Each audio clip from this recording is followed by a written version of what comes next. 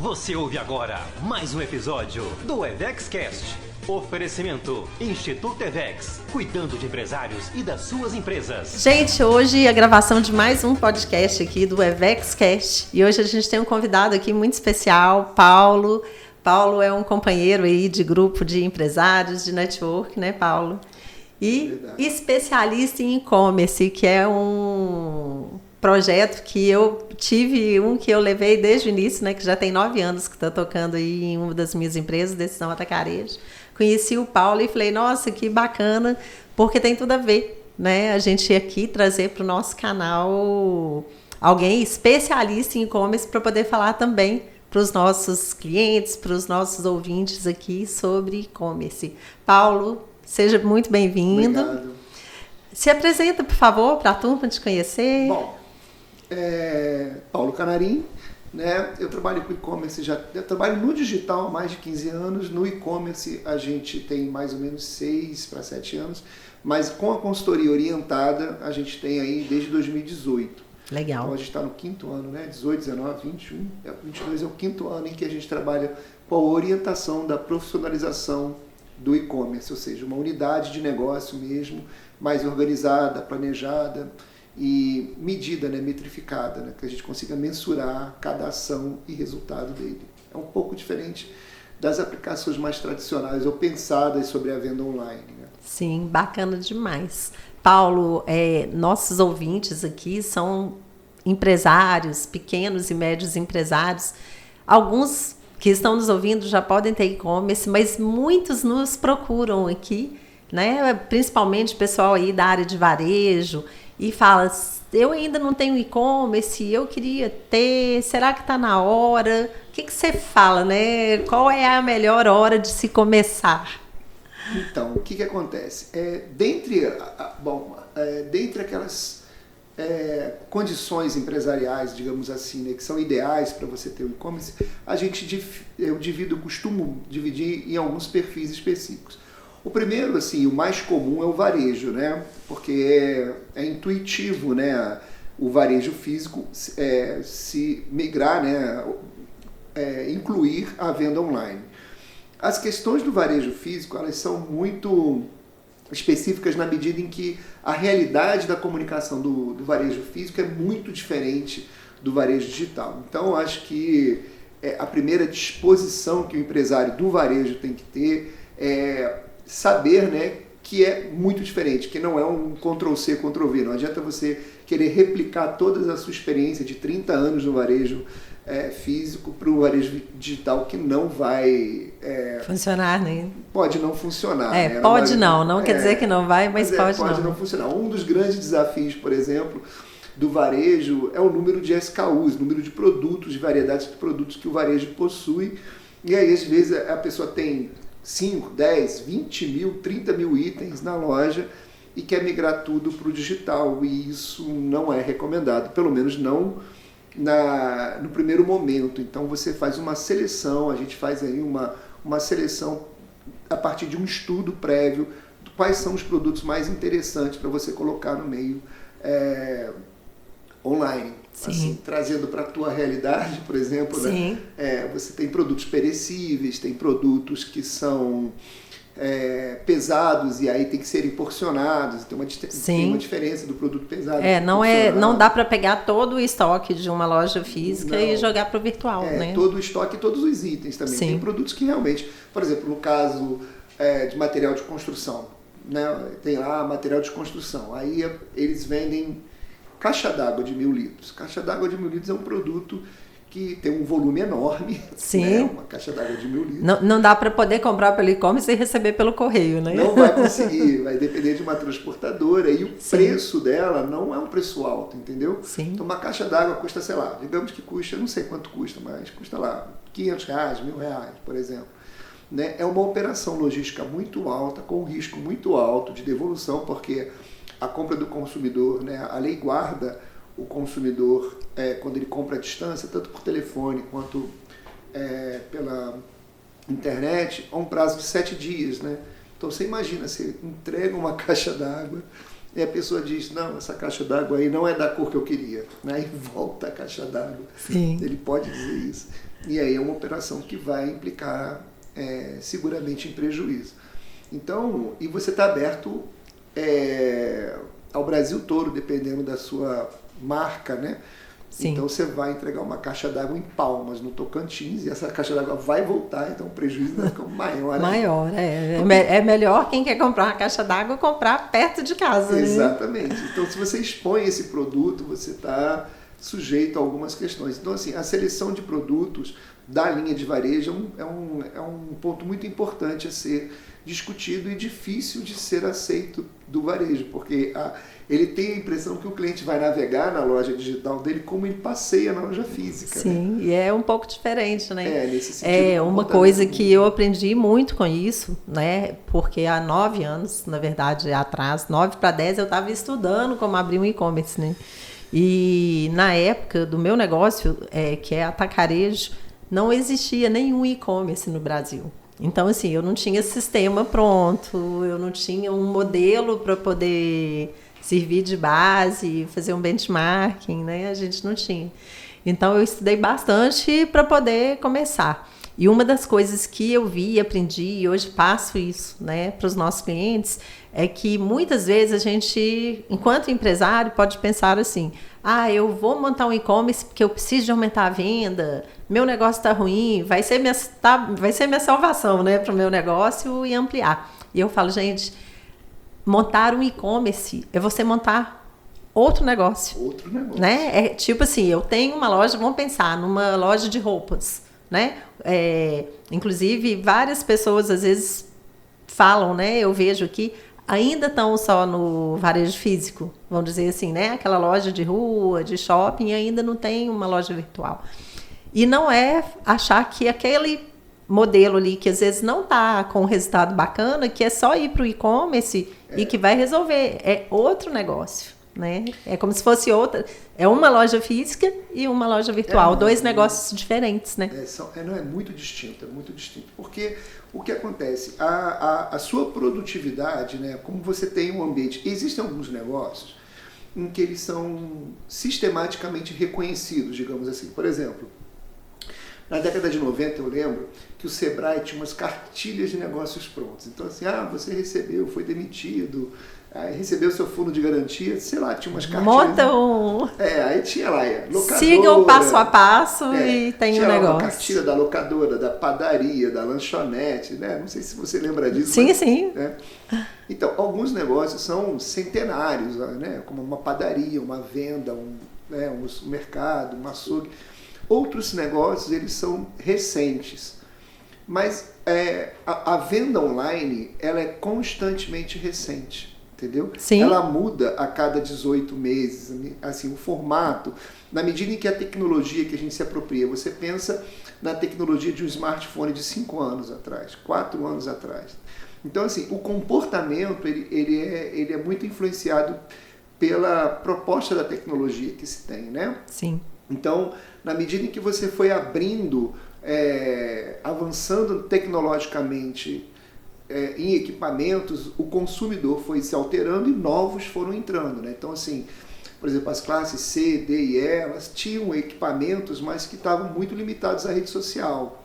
Então, muita gente teve vendas online através de, eu vendo no Instagram, Na medida em que esses consumidores foram tendo acesso, né, ao 3G, ao 4G, fácil e em grandes capitais e até no interior, esse comportamento desse entrante também foi mudando. Sim.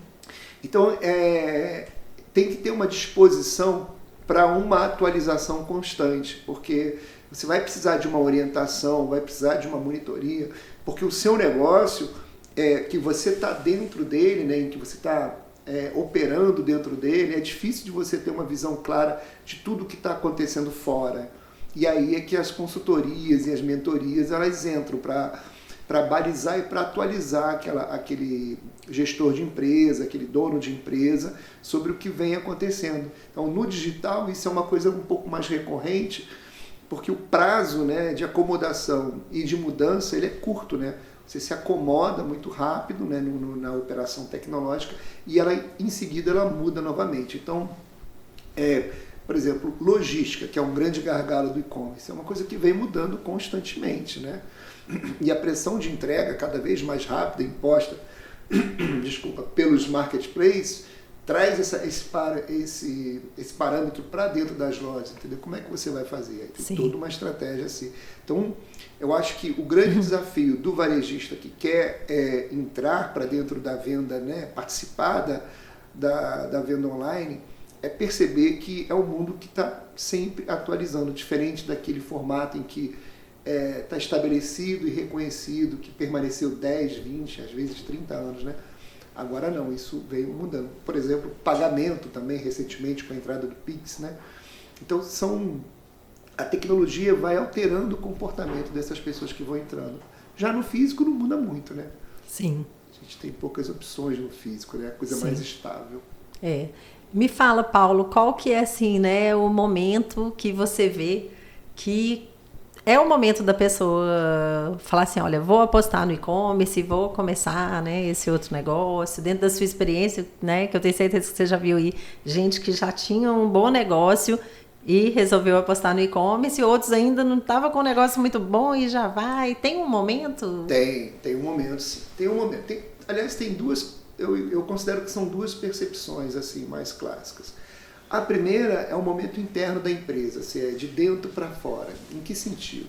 Bom, tendo, né, vencido essa ideia de que tudo bem, vou me atualizar, estou disposto, vou me dedicar, é entender até onde você pode ir. Nem todo negócio ele tem aí uma capacidade de... Porque quando você tem uma loja física, o que acontece? Assim, exagerando para ser didático, né, você tem aí 200, 300 anos aí de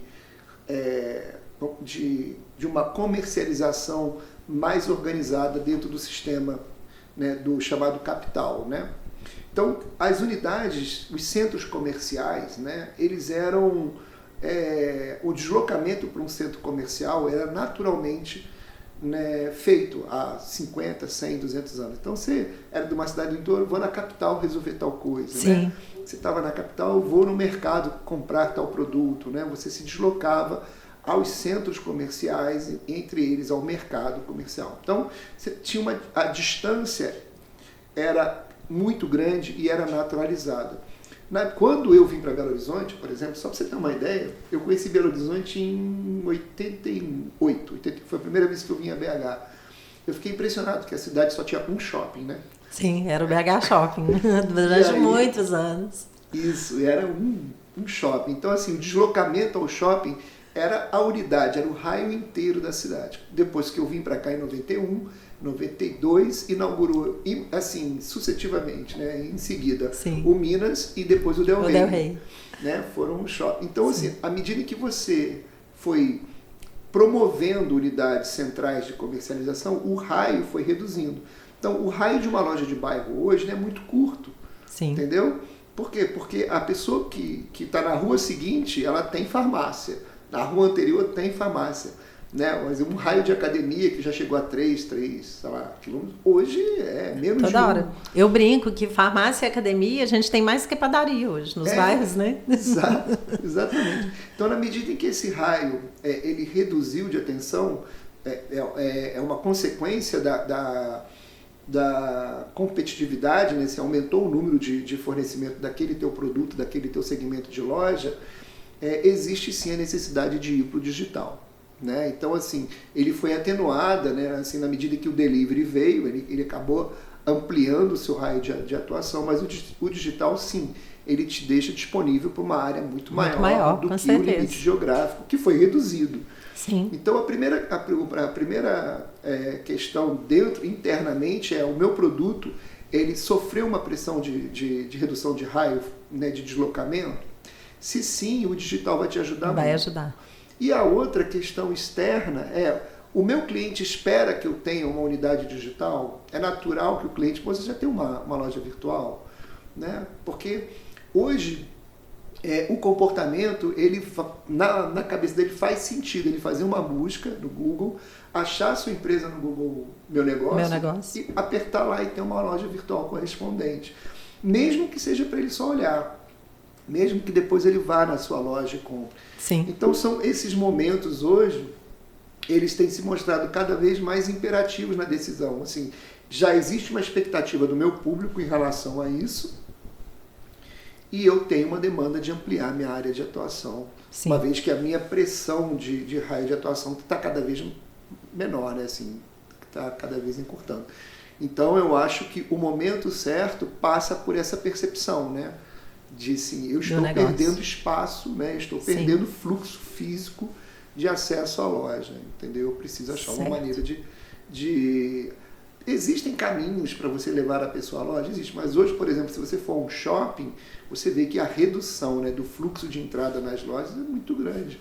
Eu falo, a gente vai, né, muito ao shopping. Eu não vou tanto não, porque eu falo que é engraçado, depois de começar a comprar por e-commerce mesmo, nossa, eu diminuí demais, né? Então às vezes a gente vai no shopping mais para passear do que efetivamente fazer compras, né? Exatamente. Vai aproveitar para ir no restaurante, no cinema, para dar uma volta, às vezes uma necessidade rápida que você teve ali. Ontem eu fui à noite, eu tenho aniversário hoje, falei, gente, não lembrei, tem que comprar uma lembrancinha. Aí passei no shopping, uma coisa rápida, né? Mas eu compro muito, Valéria, compro muito mais hoje pelo virtual do que físico. E aquele lance, né, que você tinha de há mais ou menos 30 anos, você ia a Savassi olhar as lojas, olhar a vitrine, né? Eu lembro que minha mãe fazia muito isso em Copacabana. Não, vou a Copacabana olhar a vitrine, saber o que está acontecendo, né? Qual que é a moda que está chegando e tal, né? Hoje você resolve isso no digital. Então, se você quiser olhar quais são a relação do que está chegando, né, de roupa, de relógio, de acessório, você vai lá, faz uma pesquisa e rapidamente fica saciado com aquilo, resolve aquele problema.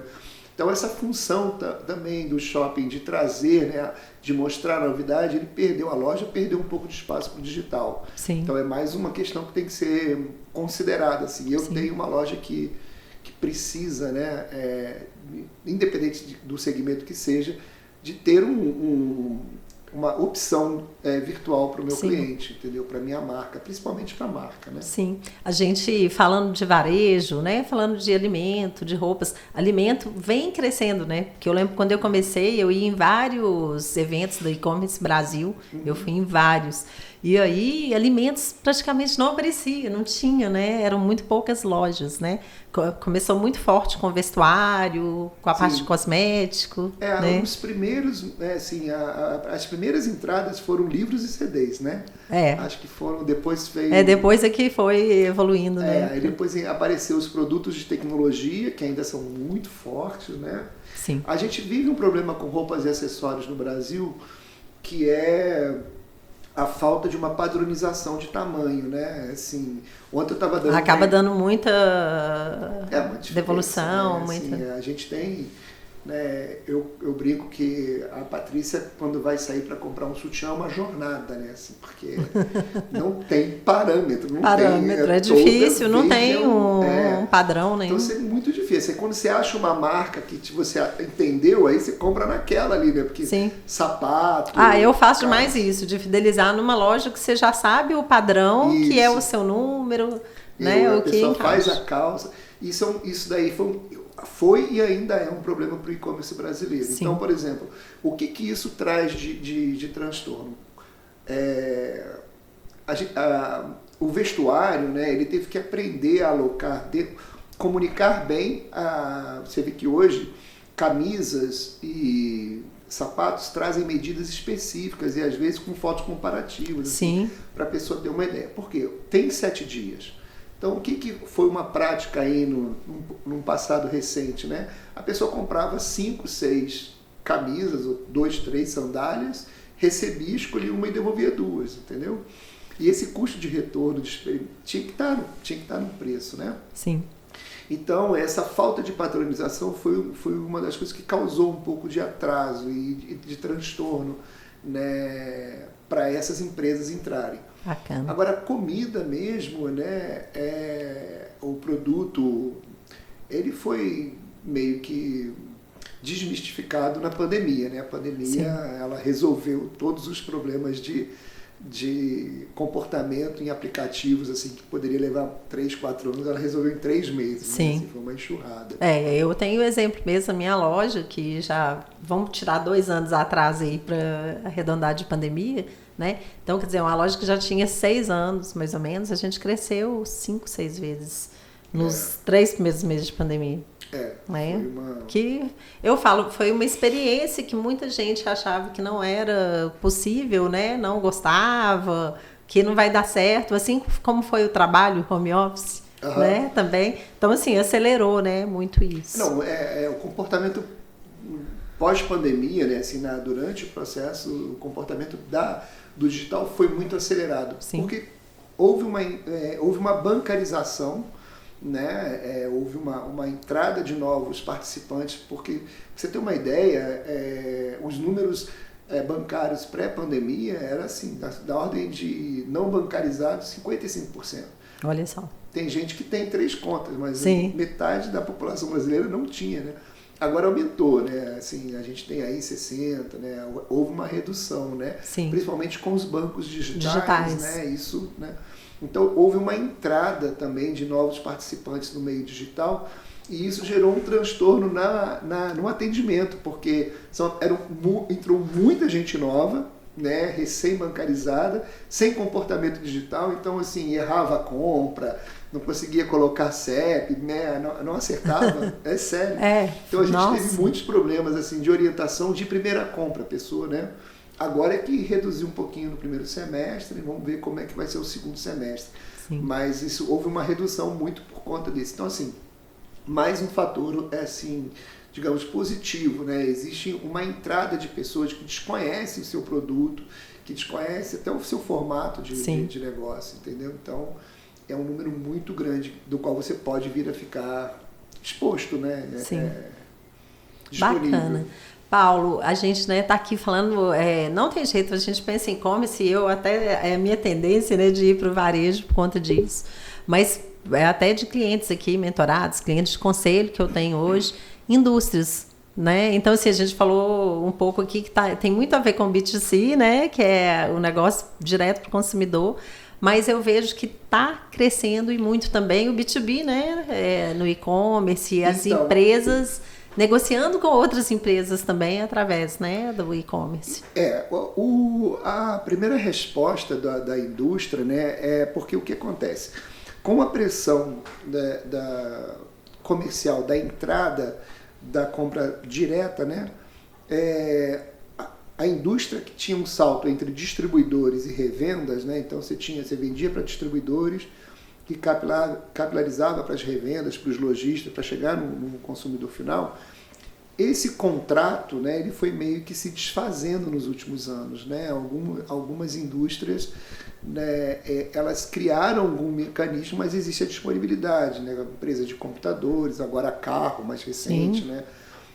E várias outras indústrias estão com o seu e-commerce próprio, até no alimentício, né? Você já tem compras. Acho que a Plena está montando, tem um pessoal que já está organizando a venda direta. A gente tem a Cara Preta, né, que é uma marca de carnes nobres e tudo. Então, essa estrutura, que era um combinado, né, uma organização comercial combinada, ela se fragilizou, né? Então, muitas indústrias estão se estruturando para ir direto ao consumidor final, dependendo do segmento e da área que ela atua. Mas a relação de B2B, ela resistiu até pouco tempo, acredito, né, muito em função das estruturas internas de compra. Então, assim, as grandes empresas têm algumas regras de 5 orçamentos, negociações para poder baixar. E o B2B, ele não é um lugar muito flexível a esse contato. Então, o que a gente está vendo hoje é que o B2B está atendendo muito bem a pequenas empresas que já não tinham espaço de negociação, mas agora tem agilidade e flexibilidade de pagamento. Então, você está falando isso, eu estou lembrando aqui, vamos pegar, né? Minha empresa de varejo tem 34 anos. Vou falar assim, de 10 anos atrás, não vou muito atrás, não. Eu lembro de eu escutar muito no meu departamento comercial, desde diretor, gerentes, né, da área, tipo assim, nossa, o vendedor de tal marca X é folgado, ele acha que é só me ligar, ele tem que vir aqui, olhar no meu olho, entendeu? Para negociar. Não existe esse negócio, não, de por telefone, às vezes, né? E olha só, né? A agilidade, né? Que a tecnologia, né? Tá fazendo essa mudança, né? Eu vou te contar que eu sofri demais com vocês, viu? Entre 99, entre 2000... Como é que foi a história? Entre 98, 99, 97, 98, 99, eu representei... acho que foi isso. Eu representei... Só um adendo aqui. Sim. Depois da pandemia, eu sempre fui um cara muito... cronologicamente muito perfeito, sabe? Assim, não tinha umas datas muito... Depois da pandemia, cara, minha cronologia virou uma bagunça, um perco no tempo, é sério. Impressionante, mas eu tenho quase certeza, 97, 98, 99, porque em 99 eu entrei para a Microcity. Então foi antes, eu trabalhava com uma representação do Rio de Janeiro de sabonetes glicerilados. E eu atendia o Mineirão, atendia várias distribuição ali no Ceasa, né? Então, aquelas salas de vendedores que ficavam ali horas esperando ser chamados para conversar 5 minutos com o comprador, ele apertar sua garganta, aquelas negociações de ponta de gôndola, aquelas pagamento de introdução, enxoval, ponta de gôndola, folheto de ofertas. Eu falava direto com o dono da empresa, ele, meu Deus, mas está pedindo isso, está pedindo isso. E a gente fez um trabalho muito bacana aqui na região naquela época. Bacana. E hoje, o acesso à indústria, que era uma coisa... A indústria ela trabalhava para grandes operações e a capilarização ficava na mão dos grandes distribuidores, né? Assim, ele tinha lá um vendedor de rota e ele via com tablet, depois o caminhãozinho vinha e colocava 3 Prestobarba, 5 não sei das quantas, né? Era isso, assim? Sim. Então... esse formato do B2B, né, ele atende muito ao pequeno empresário que faz compras aí com ticket médio aí de R$1.200, R$1.500, que ele entra no portal e seleciona, paga dentro daquele, né? Então, recentemente, isso deve ter aí 1 ano e meio, 2 anos no máximo, que o B2B nesse formato. Agora, eu acredito que as negociações de volume, elas não... ainda no B2B, ainda não vi aí uma resposta, ainda vai ter que vai ter que ter esse corpo a corpo ainda, né? Vai ter que ir lá. Nem que seja em reunião online, mas vai ter que ter, exato. né? Dá pra o que entrar mudou. no portal e dizer assim, vou fazer um pedido aqui de 150 mil, não tem isso. Pode ser que demore um pouco, mas eu acho que é uma tendência para o futuro de mudar. Eu tenho visto, assim, né, mesmo as negociações de volume, as indústrias, isso mudou muito, né, Paulo? Também essa questão aí do espremer o fornecedor, eu vejo que isso vem mudando, né? Tinha-se uma cultura muito grande, aí eu estou falando do varejo, que é onde eu domino, né? Que não era muito a relação ganha-ganha que hoje a gente trabalha. Era assim, né? Não quero nem saber do outro lado, entendeu? Eu estou olhando o meu. Né?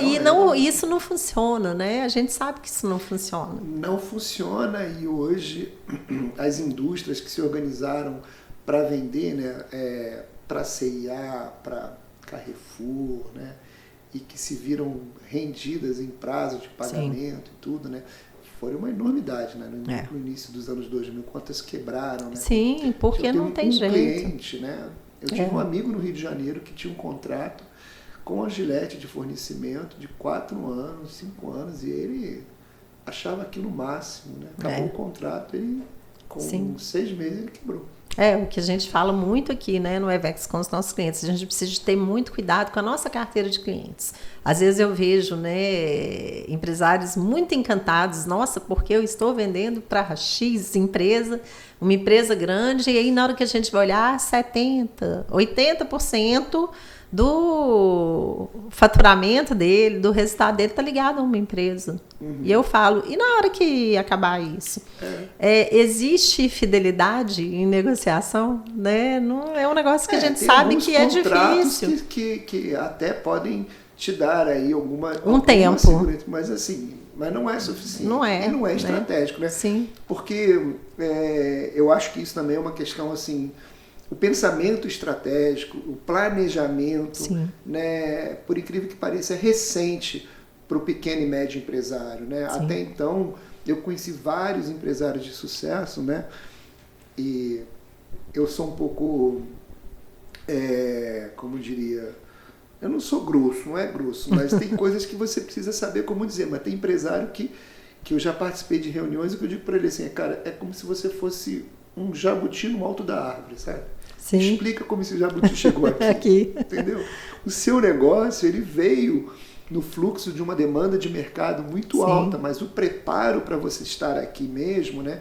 Você acabou não precisando se preocupar com isso, eu entendo, mas agora você vai ter que parar para pensar de forma estratégica, parar para você se profissionalizar, porque os médios estão se profissionalizando. Sim. Né? As pessoas estão precisando destinar mais tempo e capricho aos seus negócios, entendeu? Sim. Senão você não vai conseguir chegar muito lá na frente, né? Não vai. Do jeito que já foi, você não vai mais. A gente sempre usa muito essa frase, né? O que te fez chegar até aqui não quer dizer que vai te fazer você chegar lá na frente, não, porque as coisas estão mudando muito rápido, né? Exato. A gente está aqui falando de venda online, vamos pegar, sei lá, eu comecei, né, a buscar isso há 9, 10 anos atrás, mas quando surgiu o e-commerce? Há quantos anos tem isso? 24 anos. 24 anos, mais ou menos, olha só, né? Então, quer dizer, uma coisa ainda muito nova em termos de negócio, né? Se a gente for pensar... Ela é muito nova porque a estrutura, a gente pode colocar tudo numa bacia chamada e-commerce, mas na realidade, a proposta de e-commerce de hoje, de 3, de 5, ela nem se compara. Assim, mudou muito, né? Mudou, assim, radicalmente, né? As formas de pagamento, forma de transporte, disposição de produto, né? Plataformas e possibilidades, né? Agora você tem, além da possibilidade de você ter seu próprio e-commerce, você tem os marketplaces, né? Você tem dropshipping, você tem várias situações de venda digital, né? E eu acho que isso não vai parar, porque agora, recentemente, a gente chegou definitivamente a uma estrutura tecnológica que é o 5G. E o 5G, ele é disruptivo. Sim. A gente não sabe bem o que vai acontecer com a entrada da disponibilidade disso, né? De 5G. Realmente, muita coisa pode vir a acontecer. Sim. E aí a gente não para de estudar, a gente não para de se atualizar, entendeu? Porque realmente a tecnologia vai, mais uma vez, provavelmente, né? Sim. Num período curto aí de um ano, talvez. Mudar muito, né? Mudar muito e mudar o comportamento. E uma das coisas, Paulo, que é importante, eu vejo também, né, na hora de ir para esse... A gente está aqui falando de e-commerce, mas é esse mundo virtual, né? Porque tem várias possibilidades. Sim. É saber muito dentro do planejamento da empresa, do negócio, para poder ver qual o meio mais adequado também. Porque às vezes eu vejo as pessoas se perdendo, querendo fazer um monte de coisa, estar num monte de frente. Quero ter a minha loja, quero estar em 10 marketplaces, eu quero vender, faço. Não dá, não é assim. Acaba se perdendo e não chegando em lugar nenhum, não tendo um resultado, né? Eu acho que o posicionamento digital, né, é uma questão que ela ainda é pouco discutida nesse processo do planejamento. Porque o que acontece? Quando a gente pensa em divulgação e o pressuposto do e-commerce como venda, enquanto venda passa pela divulgação em massa e tudo, no mundo físico você tinha algumas decisões práticas. Vou fazer rádio, outdoor, buzzdoor, né? Vou fazer TV e tal, vou fazer isso, não vou fazer aquilo, não vou fazer jornal. Sim. Você tinha um controle sobre a sua exposição, né? No físico. No digital você não tem. Não tem controle. Se alguém chegar numa loja sua e fizer um post de Instagram para o bem e para o mal... Nossa, aquilo ali viraliza e... Exatamente. Pronto. Então você não domina a sua exposição digital. Sim. Não é alguma coisa que você consiga controlar. O caso clássico, né, disso foi o caso da Brastemp no início dos anos 2000, né, onde o carioca lá colocou a Brastemp na porta da casa dele, fez um vídeo que fez 1 milhão de views, assim, foi uma coisa histórica, e colocou a marca em xeque, uma marca de 30, 40 anos, né, enquanto qualidade, né, não é uma Brastemp. Então isso foi um marco realmente na exposição da marca, a revelia da proprietária da marca.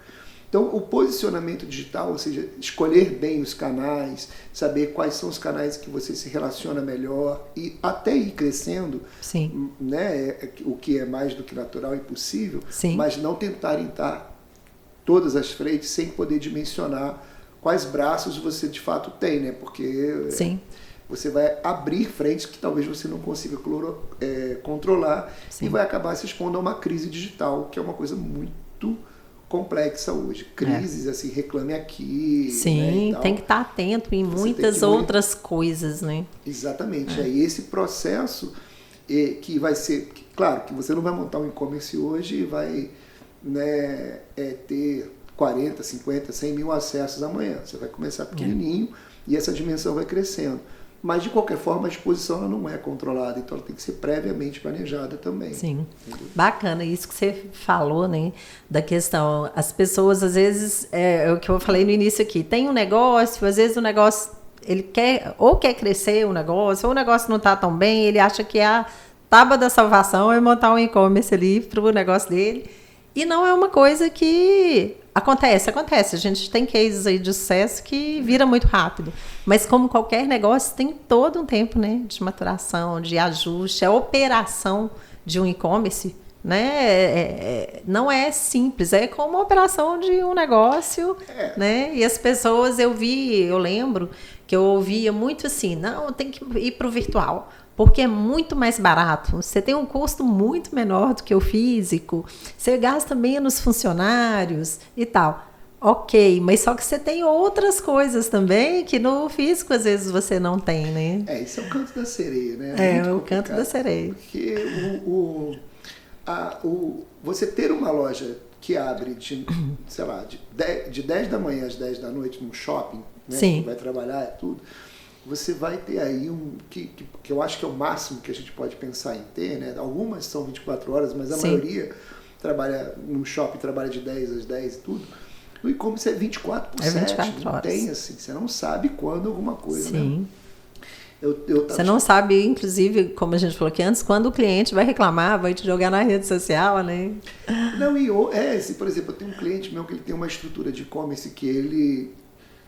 Não sei por que cargas d'água, ele achou que não era necessário controlar bem o estoque dele, ou seja, alinhar o estoque com o RP, que é eu precisar desenvolver uma API, coisas tecnológicas. Ele, não, eu vou colocar aqui 30, 40, e atribuiu lá uns estoques, assim, ele tem volume, não vende pouco, né? Vende muito. E eu falei para ele, cara, na época estava passando lá o Big Brother, você tem um produto aí, né? Aí você coloca lá, que nem ele fez com alguns produtos, em aberto, né? Esse aqui eu vendo muito, então não vou botar limite, porque eu não preciso me preocupar com isso.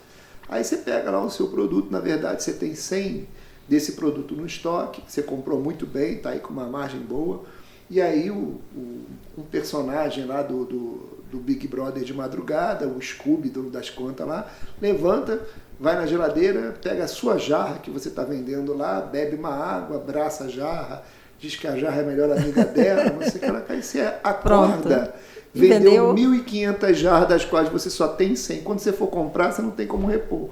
Nossa. Você entende a falta de controle? Aí ele ficou, mas isso é possível? Claro que é. Olha, eu vou te falar que isso aconteceu muito no início, porque imagina no supermercado, onde a gente não tinha, e hoje ainda a gente não tem, mas é lógico que agora a gente já tem toda uma estrutura de sistema, de tudo diferente, onde os estoques concorriam.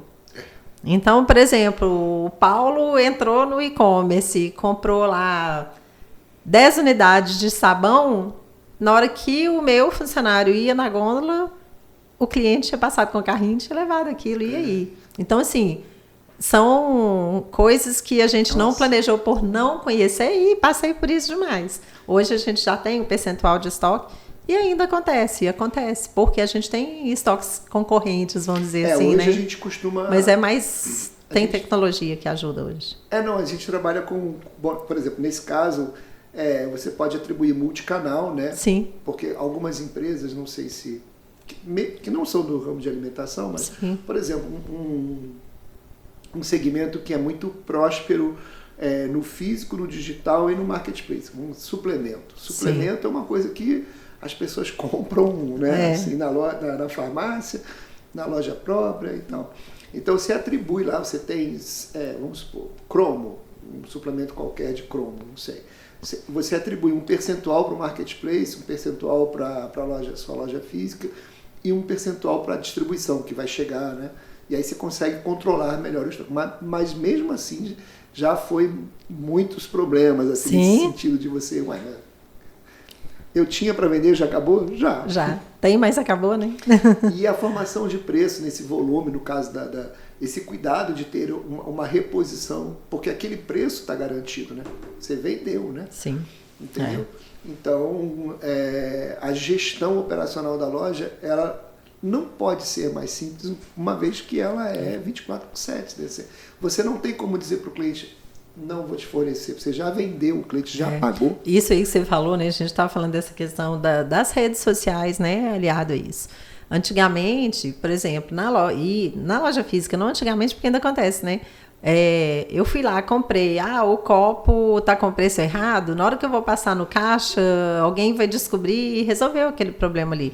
Mas na loja virtual, se eu precifico de forma errada, e as pessoas falam assim, nossa, tá muito barato, já manda pro amigo, já coloca no Instagram, e na hora que você vê, vendeu milhares, né? E o prejuízo pode ser grande. Pode. E essa falta da aderência do ponto, né? Porque você pode, por exemplo, na loja física, você não vai concluir uma operação que você não tem no estoque. Se eu fui buscar, não tem. Entendeu? Então não posso te vender. Eu vou fazer um pedido, na semana que vem eu te ligo e você volta.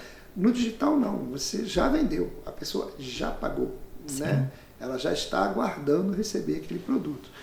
Então, essa gestão ela é operacional, e embora a tecnologia ajude, ela é operacionalmente mais cara nesse sentido. Sim. E tem um outro fator que eu acho que as pessoas, em geral, elas pensam na venda. Então, assim, eu vendi tanto, né?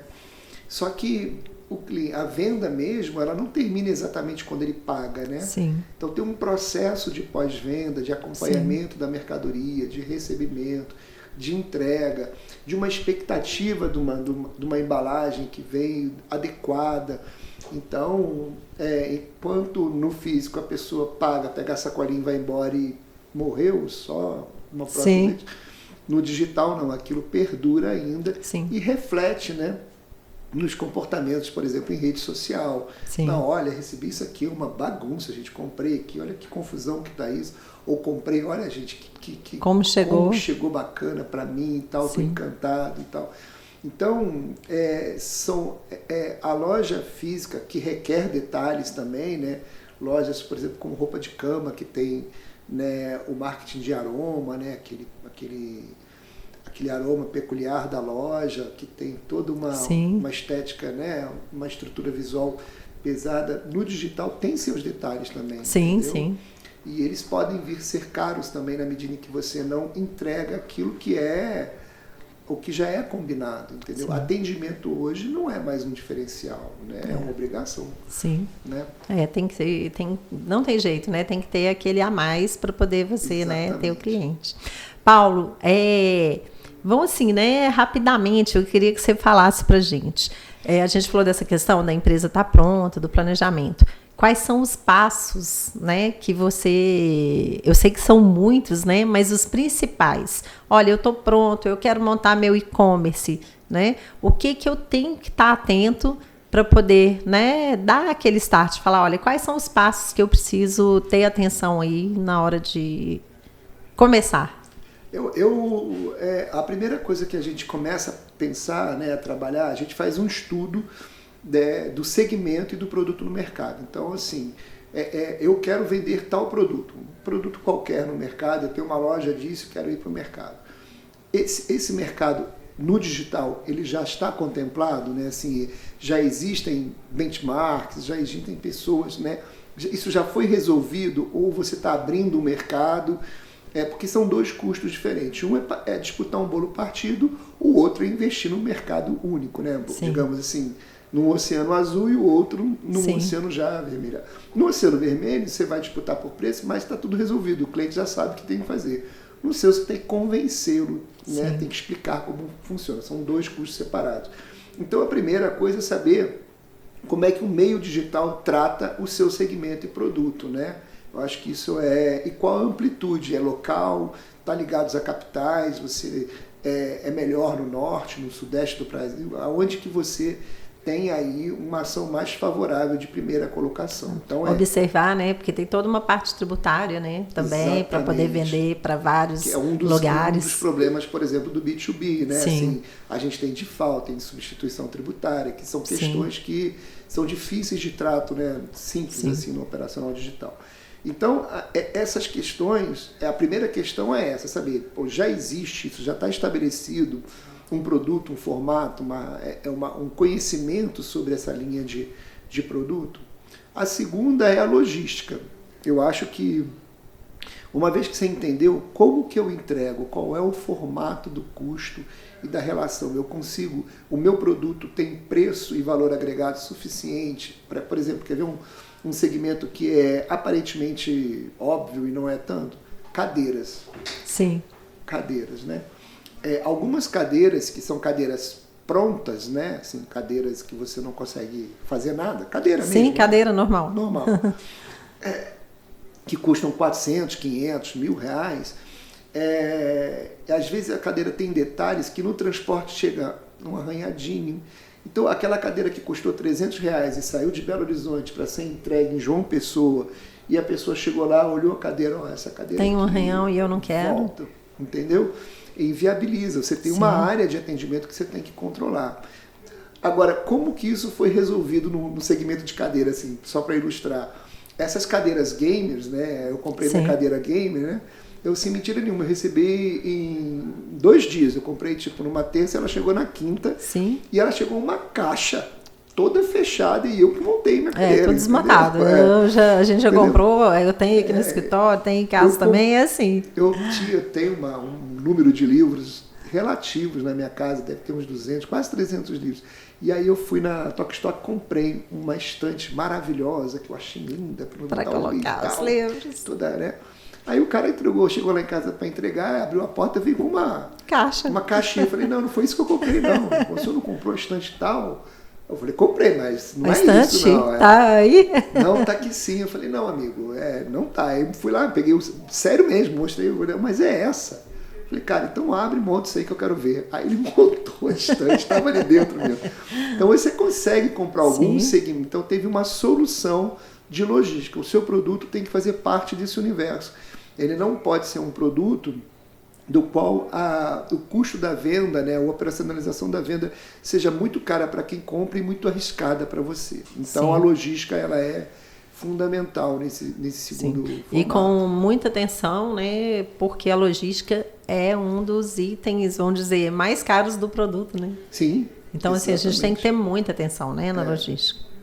E raramente você tem aderência, né? É um terceiro contratado do qual você...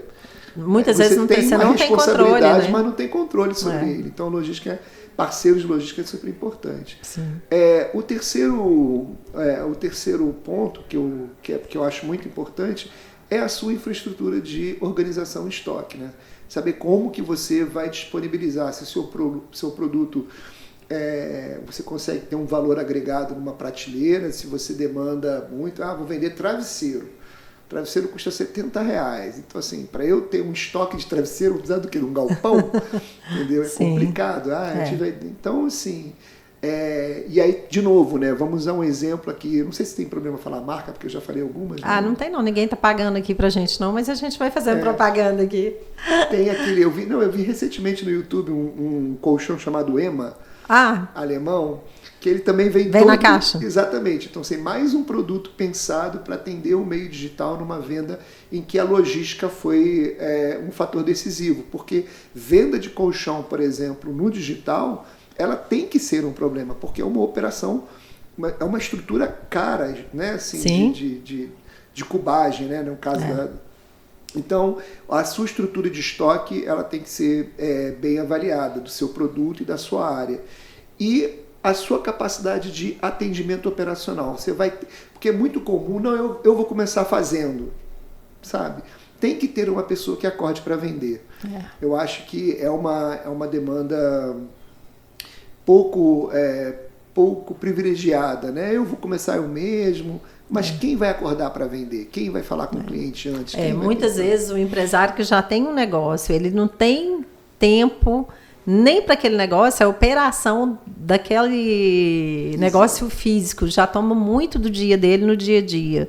E ele ainda acha que vai abraçar um novo negócio e que vai começar e vai. O negócio vai morrer, porque ele não vai conseguir tocar aquilo sozinho, não. Precisa de ter um dono, né? Precisa de ter um dono, precisa de ter uma pessoa, precisa de planejamento. Ele tem que saber, né? Quando eu vim morar aqui, eu achei muito legal uma camisa da Federal, né? Porque eu morava em frente à Federal. Sim. Era um Dom Covinho, um Cotô, um Covô, né? Covô. Então é isso, cara. Sabe? O seu planejamento vai considerar o seu passado, a estrutura atual que você tem, o que você se dispõe a ter, para saber para onde você vai. Sim. E o planejamento vai te ajudar nisso. Sim. Pensar que você vai montar uma loja e individualmente vai tocar a loja virtual,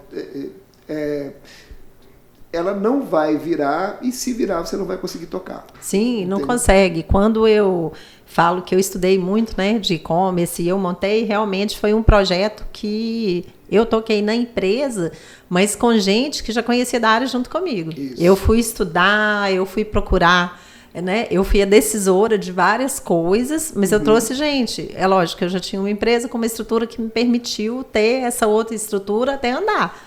Porque foram, eu te falo que bons aí 3 anos só colocando dinheiro no e-commerce. Então, isso aí é outra coisa, né? É o último ponto, eu diria. O cliente me perguntou assim, mas Cadarinha, eu vou ter resultado quando? Cara, isso é uma pergunta de 1 milhão. Se eu tivesse essa resposta, eu te cobrava 1 milhão e você pagava. É uma relação entre tempo e capacidade de investimento. Na medida em que seu investimento é menor, o seu tempo de resultado será maior. Sim. Então quanto menos investir tempo e dedicação e dinheiro, mais longo será o prazo de resultado. Isso é natural. Então você tem que se preparar financeiramente, economicamente, para que você tenha aí. Porque hoje os algoritmos de mídia paga, eles já atuam com uma coisa chamada inteligência artificial. Eles já trabalham com IA. E eles precisam de prazo e regularidade. Então, se você vai fazer um investimento que seja pequeno, sei lá, R$2.000 por mês, né, para quem está começando, você vai manter a regularidade dos R$2.000 por 3, 4 meses, aí vai mudar para 2.500. Agora, você não pode deixar faltar o investimento, ficar sem pôr. Não, esse mês eu não vou pôr porque não pode. Entendeu? Porque isso atrapalha o desempenho do algoritmo, entendeu? Então, é como um negócio físico, né? Tipo assim, eu estou vendendo bem, eu vou fechar minha loja amanhã para poder diminuir o custo de luz, de água, de funcionário, vale transporte. Não funciona. Não funciona. Uma vez que você entrou, tem que... Então você tem que garantir uma regularidade, né? Você tem que ter uma capacidade e pensar que o que você está investindo, você vai demorar também um tempo para poder ter esse retorno, como em qualquer negócio. A curva de retorno é longa. Sim. Porque você está estabelecendo uma confiança de marca que até então, fora aqueles que te conhecem, a massa que vai te visitar não conhece ainda, vai começar a crescer. Então, assim, é aquela história lá do grupo que a gente participa, né? Você tem que ter credibilidade, visibilidade. Para poder ter rentabilidade. Né? Exatamente. Então, isso é construído num processo. Sim. E para que isso tenha assim, um resultado legal, você precisa da constância, da assiduidade dos investimentos. Então você precisa ter a regularidade de investimento para que você possa ter uma chance boa de ter um resultado. Senão você vai zerando, né? Cada vez que você falha, que você, né, você meio que zera no digital, começa tudo de novo. E Paulo, uma das coisas, né, que eu vejo que as pessoas falham e muito, e isso constantemente, né, eu pego mesmo no pé, na minha empresa, na empresa de clientes, que eu falo assim, gente, você fez todo um trabalho para poder adquirir um cliente, né, e o cliente de virtual, um ou outro, ok, ele já te conhece, passa a te comprar ali, mas geralmente são novos clientes que você trabalhou para trazer através das mídias, né, digitais, das redes sociais. Então, teve todo um trabalho, todo investimento. Você trouxe o cliente, teve todo esse antes, né, dele virar seu cliente. Aí tem o durante, que é esse período onde ele realmente, efetivamente, está fazendo a compra com você. Comprou, espera chegar, né, recebeu a mercadoria. E eu vejo uma falha muito grande no depois. Que é o que? O Paulo comprou o produto, eu entreguei, ok. E as pessoas não mantêm aquele relacionamento com aquele cliente e muitas vezes deixam de vender porque não está mantendo aquela comunicação. Eu vejo uma falha muito grande nisso hoje. Isso porque isso aí é uma cultura do físico, né? Sim. Porque, aliás, é uma cultura do físico até recente, porque, por exemplo, você tinha antigamente o freguês, né? Aquele que você tinha um caderninho, tinha uma relação, né? Com as compras de massa, o conceito de freguês, do cuidado, meio que perdeu um pouco de força, né? No digital... Que eu falo que é um erro também, né? Muito grande. É um erro, né? Você não ter ali um controle desses seus clientes, né? Porque o que acontece? Exatamente. O que acontece? Quando você não tem... quando você pensa exclusivamente na venda, você aumenta o custo de aquisição. Porque o custo de aquisição do cliente, para ter aquela venda, toda a estrutura que você montou, ele só consegue ser diluído na medida em que você aumenta o seu LTV. Na medida em que o cliente tem uma frequência de retorno e seu segmento, produto, lhe garante isso. Então, aquele investimento, ele vai ser diluído na segunda, na terceira compra, e ele vai ser lucrativo na medida em que ele indica você para outros. Ou seja, você vai ter novos clientes sem custo de aquisição, diluído naquele que já comprou primeiro. Então, quando a gente tem que garantir a fluidez do processo, que eu digo que tem que ter uma embalagem, que a pessoa vai dizer uau, é por isso, porque você consegue reduzir o custo de aquisição e ter uma chance de ter um outro cliente sem custo de aquisição, do qual ele mesmo indicou. Isso é óbvio em outros segmentos, como serviço, né? Que a caracterização do serviço é muito essa, né? De confiança e indicação. Mas na venda online de produto ela também prevalece, mas ela é pouco considerada no varejo, que tem ali um pensamento mais voltado para a caixa registradora, né? Plim, vendeu, sem pensar que aquilo teve um custo e que ele pode ser diluído com atendimento, com pós-venda, com relacionamento. Sim, isso é muito importante, né? Eu falo, nossa, tanta luta, né? Para poder trazer o cliente, ele comprar de você e depois você não esquece dele, né? Fica correndo atrás de trazer novos clientes, sendo que você poderia. Eu tenho vários clientes aqui de mentoria que eu, inclusive, estou trabalhando isso com eles. Empresas que vieram, que precisam melhorar a venda, e quando a gente vai olhar faz esse antes, empresas que fazem o durante assim, de forma muito perfeita, tem a satisfação ali do cliente, aí está ali no antes, precisa trazer mais cliente, mas cliente nunca não faz nada com quem já é. Aí eu falo, gente, olha só, o ouro está aqui, ó, né? Que é justamente no LTV. A gente tinha essa questão, mas há uns anos, 10 anos, assim, com operadoras, né? As operadoras de telefonia, né? Você entrava porque tinha aquela dança de cadeiras entre operadores, então você saía da operadora A para B, para C, porque elas te ofereciam mais facilidade.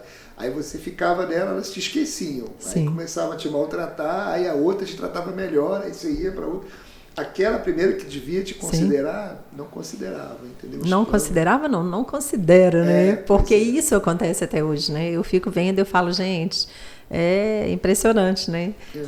É aquele negócio, né? Faz muita promoção para trazer novos clientes, mas não mantém ali aquele relacionamento, né? E deixa ele embora. Aí fica, né? Todo mundo trocando aí e pegando promoções, né? Pois é, e esse hábito contamina, né? Porque as pessoas acabam criando uma cultura que é cara para a própria empresa, né? Na medida em que você replica e você não tem uma força de entrada que nenhuma operadora tem, né?